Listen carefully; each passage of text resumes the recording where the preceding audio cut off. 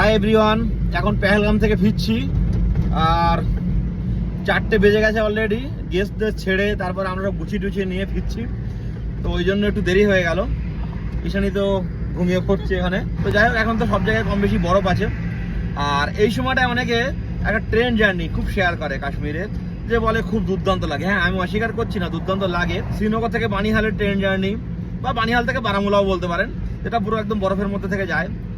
তো আমরা সময় পাচ্ছি না আর কি। যখন স্নোফল হচ্ছে ঠিক তার পর দিন এই ট্রেন জার্নিটা করতে হবে, তাহলে দুর্দান্ত লাগবে। মনে হবে যেন একদম দুদিকে পুরো সাদা বরফের চাদরে মোড়া, মাঝখান থেকে ট্রেন চলে যাচ্ছে, পুরো সুইজারল্যান্ডের মতো লাগবে।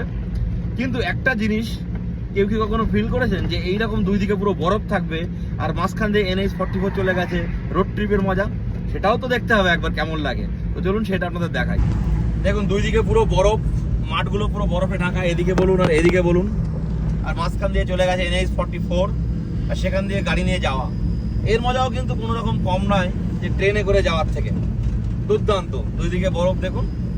হ্যাঁ, তো আমি বলবো যে যারা রোড ট্রিপ করেন তারাও যদি এই সময় রোড ট্রিপ করেন, তাহলেও কিন্তু কাশ্মীরের এই NH-44 দুর্দান্ত লাগবে।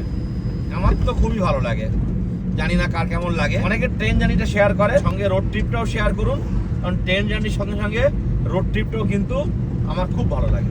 নেক্সট ট্যুরিস্ট আমাদের আসছে 10 তারিখে, আজকে 8 তারিখ। আজকে গিয়ে একটু রেস্ট নেব, কাল দিনটা কিছু কেনাকাটা আছে। 10 তারিখে আবার একটা বড় গ্রুপ ঢুকছে, 10 তারিখ থেকে আবার বিজি হয়ে যাবো 5-7 দিন। তো সেগুলো আপনার সঙ্গে শেয়ার করবো।